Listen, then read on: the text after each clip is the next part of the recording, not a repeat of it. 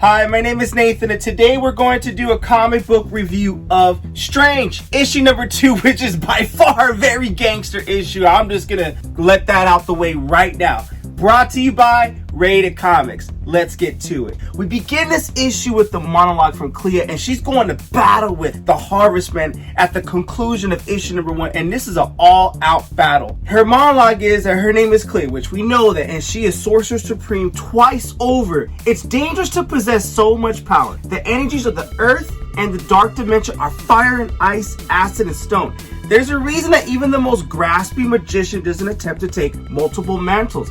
The powers allotted to the Sorcerer Supreme do not add to one another. They do not combine. They do not ally. They tear at one another, snap at each other like wild dogs in harnesses. It's a precarious balance for Clea. A balance that, if lost, could see Clea become what many people that Foul Type often do, a monster, like the thing before her. And this is Death's army that she created, the Harvestman, and she's going to work, you know, like, hey, you ain't bringing back Stephen Strange, and he's just sending this zombie looking brother just going after Clea, and all these powers that she's spelling and all these spells that she's conjuring up, he's matching blow for blow, wit for wit, spell for spell, defense for defense, offense for offense. Obviously she wants to bring back Stephen Strange. He is not gonna allow. Well, why would Death interfere with Sorcerer Supreme? We don't know. And he tells her, I am Death's emissary, and I will not be bound so easily, Clea. And Clea's just going off, and she's like an angry, hangry girl. Did you eat today kind of Sorcerer Supreme? So at least you speak, Harvestman. You know my title, so afford me the respect.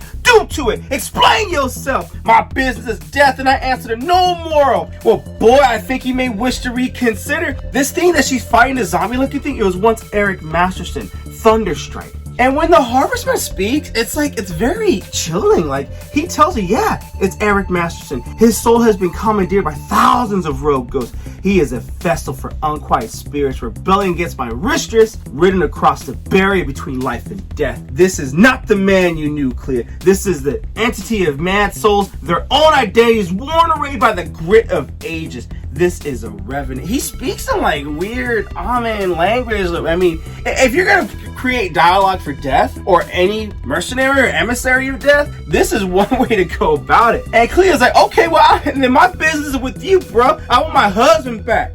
I want Stephen Strange to return to me. And just this metal face blank stare, where before when he was talking, the white came out of his eyes and mouth, but this is just blank and grim, like, no, girl, impossible. It ain't gonna happen. Despite you being the Sorcerer Supreme, it's impossible is not a word that she recognizes, but Thunderstrike lifts up the hammer, and Thunder calls out for thunder, and bam, just explodes and just emits incredible amounts of power and lightning that just blows them both back. And then the Harvestman's like, listen, Clea, attend to your own duty, Sorcerer Supreme. Interfere with Death's business no longer. This conversation ain't over, boy. So they go to work. More battling is, dude, this is just awesome how much battling is ensued with this book. I mean, I'm all for whenever a comic book just has this much battle, this much fight, this much panel to panel of action. Don't get me wrong, a cool dialogue with some plot moving points and it moves the plot forward, I'm cool with that. But when you get this is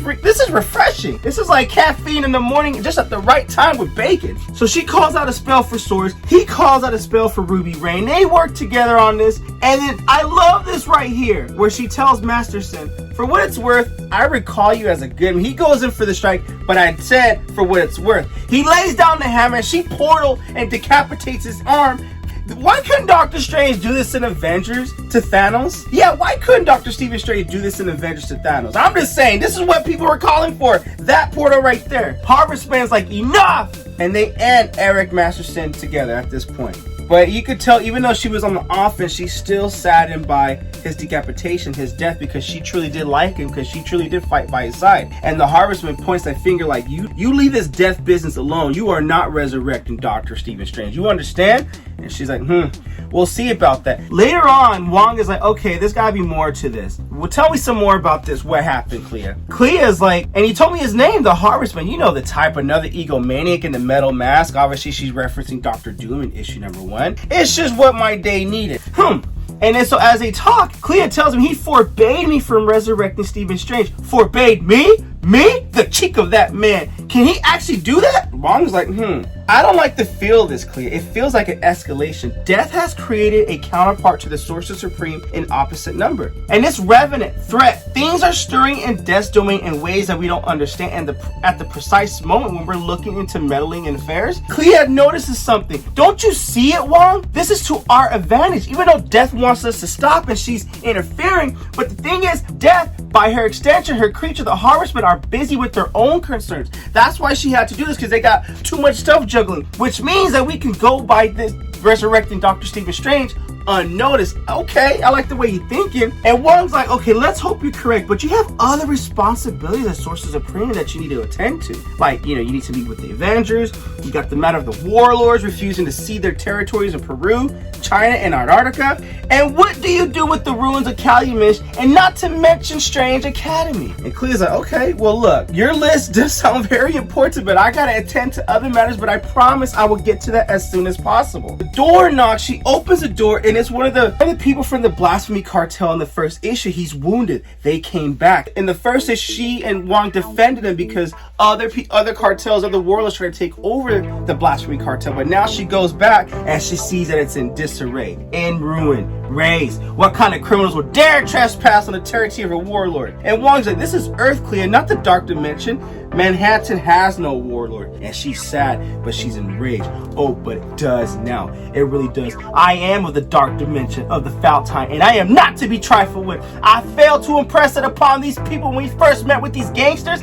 That was my error, an error I intend to put to rights. I am Warlord born, and I am going to war, and that's where we end this issue. In my opinion, this is a very strong issue, one of the best issues of Strange #2 I've read. Even though 1 is a great intro, 2, I just love how the first half of the book is just battling it out. Now I am a fan of Clea. I didn't know much about Clea besides that's Dr. Stephen Strange's wife, and it's great to see her finally front and center in a book. I hope Marvel keeps the book focused on Clea for a long time to come, and her personality, her power, her history open up a ton of new story directions to where this issue can go. Link in description if you wish to add this comic book to your comic book collection. With that being said, Strange issue #2, what you guys think of the comic book? Comment below, let me know. Obviously I thought this was gangster, and if you like the content we're throwing up, you know what to do. Don't be shy, don't be stingy. Here at Rated Comics, we do awesome comic book reviews, comic book related content with the occasional comic book giveaway. Thanks again for watching. Until next time.